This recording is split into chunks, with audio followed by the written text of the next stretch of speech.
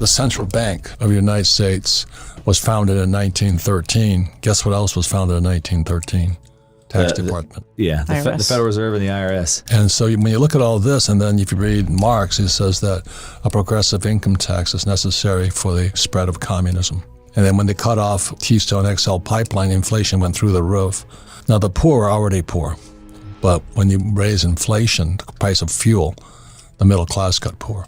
And now when I shop, I look around and I go, the retailers, they're on sale. Everything's on sale. I can't help myself. Money, I'm having a great time. But I feel for the retailers right now because the customers are going broke. So is the intent evil? Since 1971, what's happened with the income inequality, the obesity rate, the incarceration rate, the divorce rate, the medium income, debt levels, everything since 1971. Why since 1971? It's the year we got off the gold standard. So you can see, it's 100 charts that show what the WTF happened in 1971, and you can see it's just like crazy. The reason why I start with that is because when was the World Economic Forum founded? And so the whole world went off the rails in 1971. When you distort the money, you get all types of distortions. It was in 1972 I realized what had happened. I was flying in Vietnam, and that's when I went on the gold standard.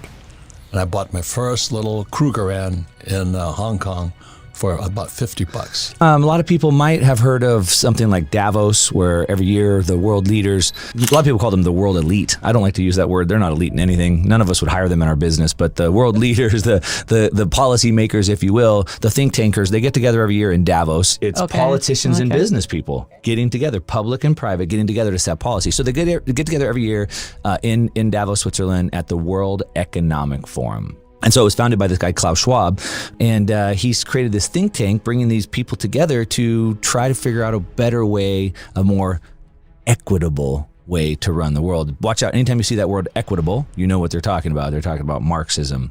And so what he's done is he's just taken the same ideas. You said we haven't seen this before, but of course we have. It's the same ideas being rehashed. And so it's just Marxism all over. So they get the world leaders together, the politicians, the public, and the private, and they come together in what he's calling stakeholder capitalism. So instead of businesses should focus on profit, he says, no, business shouldn't focus on profit. Business should focus on the community, ESG, environmental, social, governance. We should be equitable. But they want to do it through power, through control, forcing people to comply instead of educating people and showing people better ways. So now if you don't fall in line with what their policies are, well, no money for you, no investment for you, right? And if these big companies don't follow along with their policies and push these things down, they don't get the funding, and then they basically get pushed out of the city. And so for the last 12 years, I've studied the macro. I learned a concept called wealth transfers. Money doesn't disappear, it transfers. And so when I lost my wealth, somebody else got that.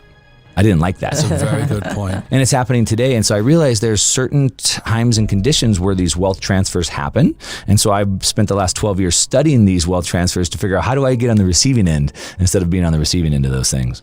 I reference quite often what Henry Kissinger said, which was maybe a warning to the world, but I think it was more of a call to arms on their side. So he said, if you control the food, you control the people. If you control the energy, you control a continent. If you control the money, you control the world. Let's back up. A lot of people don't know who Kissinger was. Oh, he's still around. He's still alive. He's still alive. Yeah, he's still alive. Who was he? He's pretty old. Well, he's Secretary of State, right? For Nixon. Yeah. So he opened the door to China.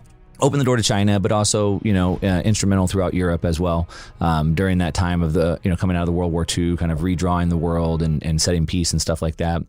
So he was very influential, and he still is today. What are the attack vectors today? So food, we're running out of food. Per the UN, they say 868 million people could starve to death in the next 24 months. Well, you look at what's happening in Sri Lanka today. Yeah. There's rioting going on and all this because it's corruption. And basic corruption is what it is, but they're starving. Yeah, they're starving. And the Ukraine is going to starve a lot of people. They're starving and they have no energy. Sri Lanka has the best ESG score in the world, 98 out of 100. They had put out an article 2 2 years ago said that by 2025, they were going to be one of the richest nations. They were going to be the poster child for ESG. And so they'd give you a score based off of these 3 metrics, how environmentally sound you are, environmentally low impact on environment, your social score, and then your governance. Do you have diversity on your board and all of these things? And so they were going to be the poster child for this. They proclaimed that we will be the best by 2025. They said by 2025 we'll be one of the richest nations in the world based off of this sustainability. Sri Lanka coming apart at the seams right now. Well, no, they're completely gone. Yeah, they defaulted on their bonds. They got no money. Nobody will loan them any more money. They don't have any money to import any energy, and they're gone.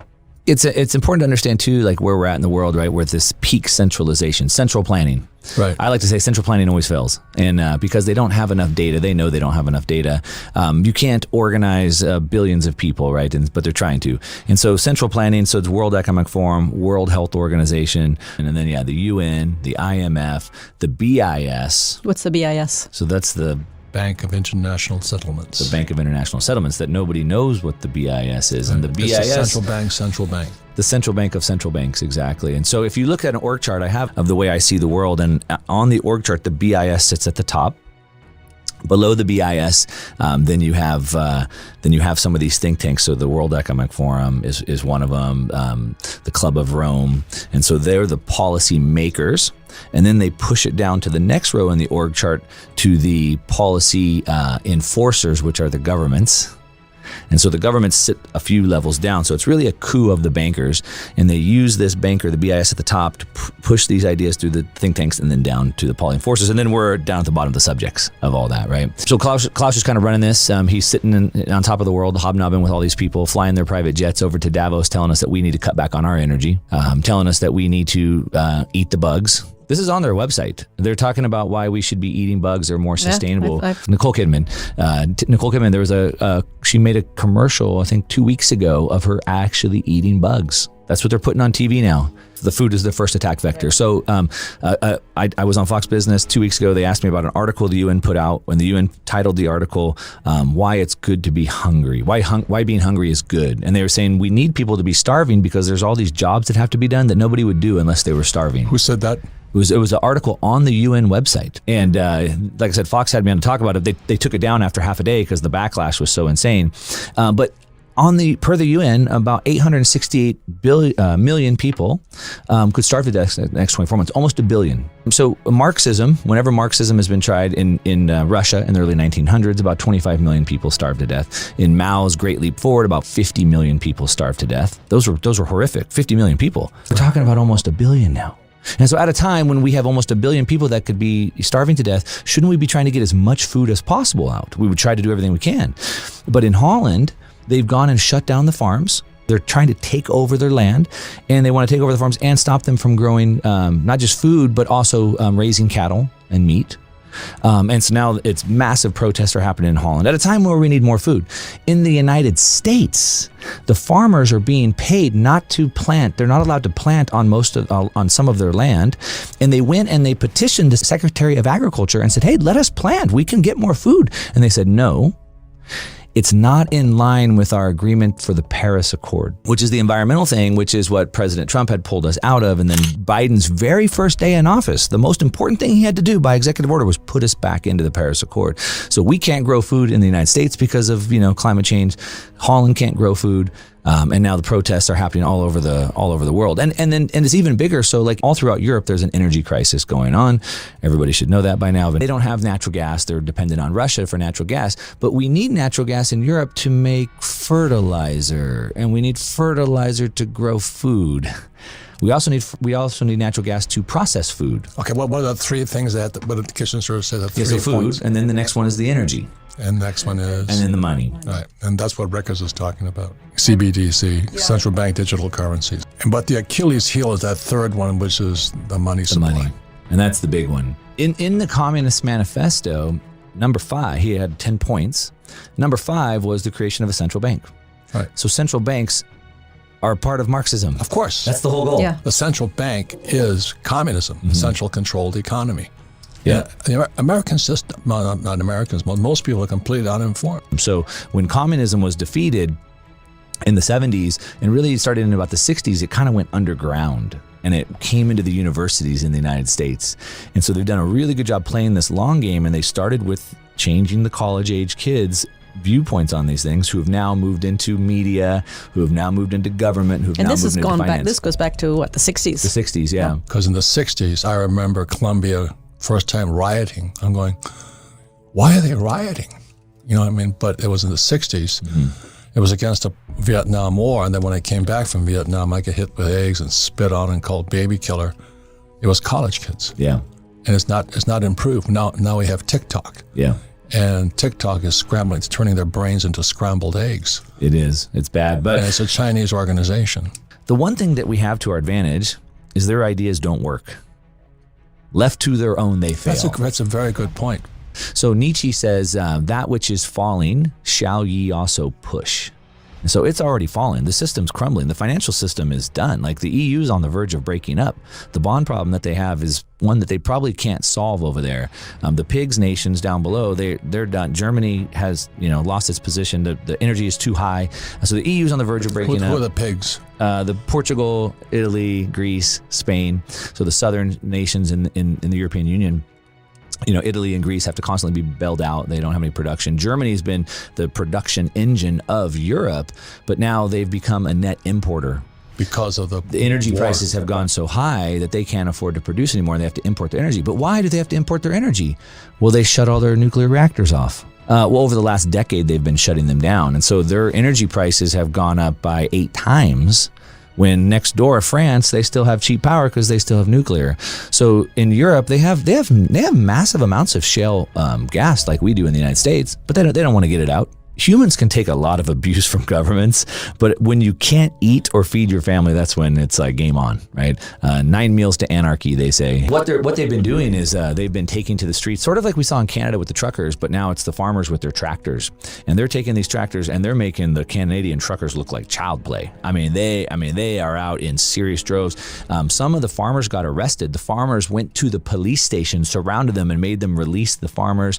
They've been filling up the city with manure. The fishermen have gotten involved. Now the fishermen are blocking the ports. I even saw the farmers broke into the military base and started dragging jets out of the military and putting them on the roads to block. Good for them. But now it's spread to Poland. It's spread to Germany. All the farmers are uniting in protest. So it's backing up. It's like the drain got clogged, and now it's backing up on Klaus Schwab and buddies. Yeah. And so now they're like, well, if we can't grow food, then no food. So you get no food then. And the shelves are bare. And they're feeling the pain. Without freedom of payments, without freedom of money, there is no freedom at all. So we're guaranteed a freedom of speech, but if I don't have money to buy a phone or go on the internet or print a pamphlet or build a website, I have no freedom of speech. And if I have freedom of assembly, but I can't pay to put gas in my truck to drive to the assembly, I have no freedom of assembly either. It means what it sounds like, so you'll own nothing to be happy. So what Marxism thinks is that if we could take away your private property and we could take and you could just have everything, like live in a commune, like communism, and we could take away human desire to strive and to have more, because that's what poisons us. This capitalist system that makes me want to work and achieve more and have more order. Which is human nature. Right, human nature. If we can take that away, people would be happy. Because right now we're unhappy because we don't have what we want. We're always striving. We always have to work harder. And so if we can take that away, you'll own nothing and you'll be happy because you won't need to strive. Nobody else, you won't see anybody else having something that you don't have. And they think there's this utopia, but they don't understand there's human nature, to your point. But I'm asking you, is it intent or is it a mistake?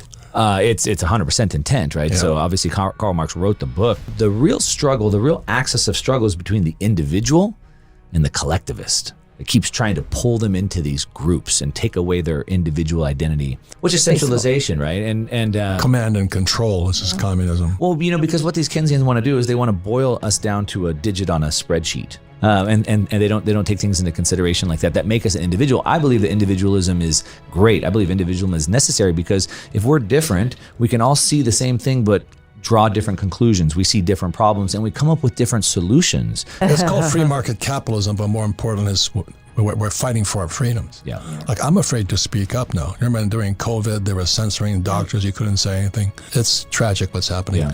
So we fight for our freedoms more than anything else, not for capitalism. You want to be a Marxist? Be a Marxist.